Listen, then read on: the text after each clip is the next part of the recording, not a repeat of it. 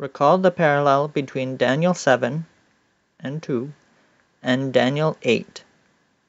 Recall the sticky point for this parallel. What are each of the little horns attached to? The fourth beast, whose teeth were of iron and his nails of brass. Daniel 7:19, etc. The he-goat. Daniel 8:5-9. Why the differences between the two horns? What is the reason? Is there an explanation? Why is the little horn on the nondescript beast, the fourth kingdom, Rome, in Daniel 7, but on the goat, the third kingdom of the four in Daniel 2 and 7, Greece, in Daniel 8? Looking at the two again, the following cannot be emphasized enough. Note: in Daniel 2, concerning the kingdom of the he-goat, we read, "Another third kingdom of brass," verse 39. Note: in Daniel 2, concerning the kingdom of the fourth beast, we read, "The fourth kingdom shall be strong as iron," verse 40. So why the differences between the two horns?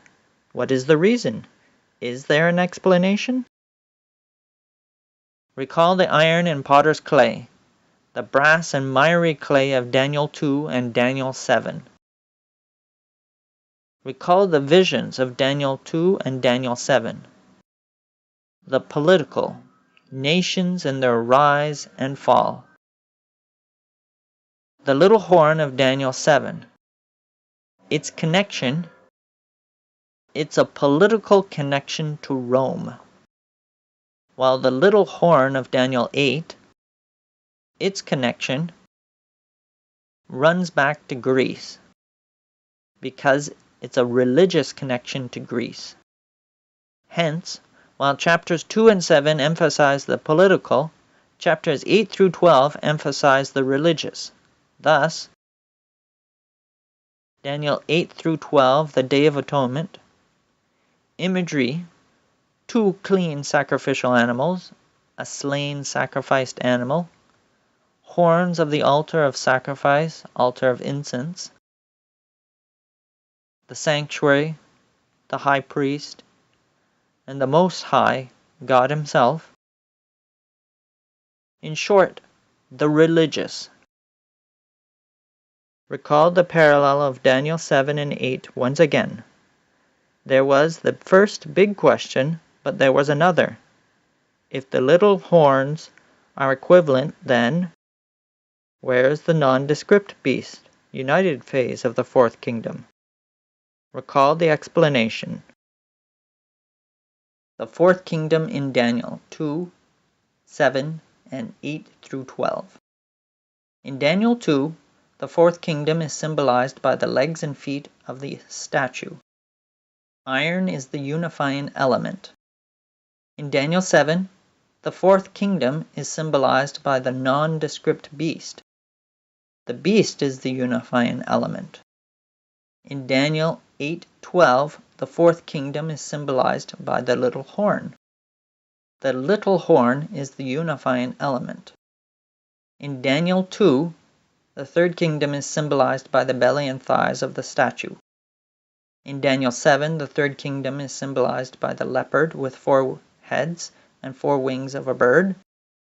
In Daniel 8 through 12, the third kingdom is symbolized by the goat. In Daniel 2, the united phase of the fourth kingdom is an absence of miry clay, while the divided phase is a presence of miry clay dividing the iron. In Daniel 7, the united phase of the fourth kingdom is an absence of eyes of a man and a mouth speaking great words against the Most High, while the divided phase is the presence of eyes of a man and a mouth speaking great words against the Most High, before whom 3 fell, that is more stout than his fellows. Finally, in Daniel 8 through 12, the united phase of the fourth kingdom is an absence of a vertical movement of the little horn. That is, the horn's movement is a purely horizontal movement on the surface of the earth. The little horn waxed exceeding great toward the south and toward the east and toward the pleasant land. While the divided phase is a vertical movement of the little horn. The little horn waxed great even to the host of heaven.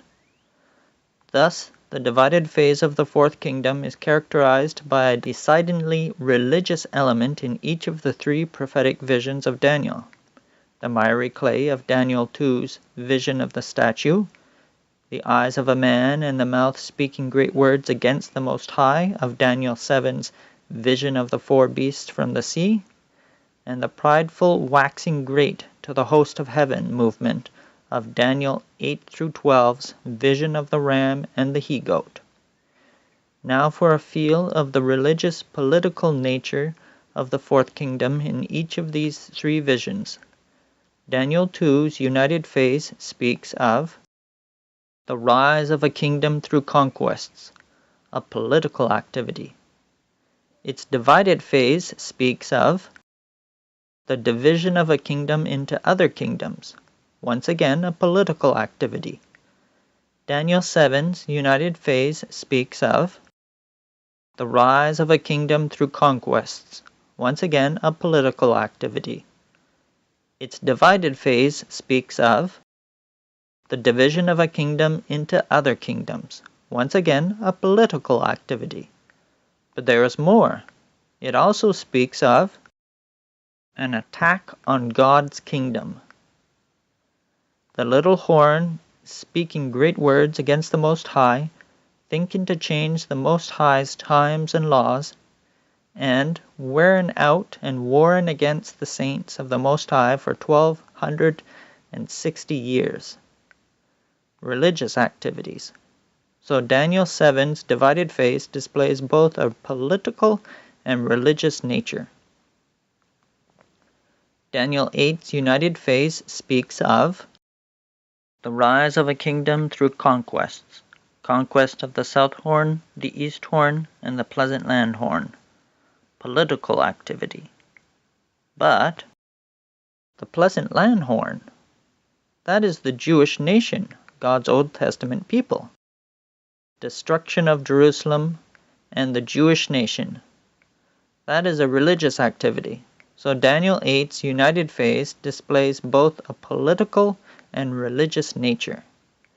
Its divided phase speaks of an attack on God's kingdom. The little horn magnifying himself against the host of heaven, casting down and stamping upon the starry hosts, religious activities. And now one last thing to consider. The symbol of the little horn of the divided phase of Daniel 7, a clearly religious figure, is made the symbol of both united and divided phases in Daniel 8, adding further religious character to both phases. But this only confirms what was just learned, that Daniel 2 and 7 give a political view of prophecy, while Daniel 8-12 give a religious view of prophecy. So in summary, Daniel gives us two views of history. A view that is political or more political, Daniel 2 and 7, and one that is religious or more religious, Daniel 8-12. But we missed something. That is only part of the truth. It is deeper, bigger than that.